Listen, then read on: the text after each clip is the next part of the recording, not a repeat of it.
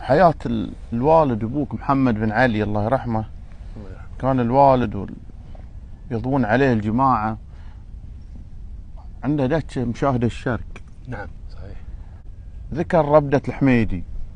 ربدة الحميدي اللي متخيلها علي بن خليفة، هو يقصد الحميدي بن هذال، وبن هذال علاقتنا بهم قديمة، وخلدها الشاعر الشيخ خالد بن محمد الله يرحمه قصيدة اللي قالها في زيارة الشيخ زبن بن محروت، في زيارة الشيخ زبن الشيخ سلمان بن حمد بن عيسى بن علي.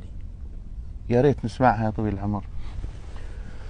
يقول فيها الشيخ خالد: أهلا عدد ما هل بالوبل همال، مزن بروقه بالدجا يشعلنا، وما سال من غيثه على القاع سيال، وما سامرت نجمه بروق النحنه، وما ناف عشبه واكتفى الخد باشكال نوار، ونهبت هبوب يبنى.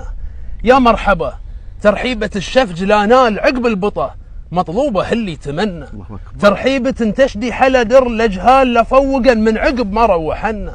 شقح مباكير حنازيب وبهال، يرعى النفانيف ولا رددنا.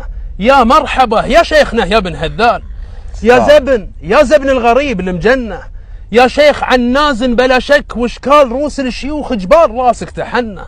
ولد محروت هديب شيال لثقال، ابو زبن شوق الغزال المجنة، والجد الاخر محسن حسن الافعال، زيزوم عيرات النضه وانسرنا. ولا الحميدي راقي راس ما طال، حسن الذكر في يوم باس تونى. وعبد الله المسطور كساب الانفال، حاش المراجل كلها ما تونى.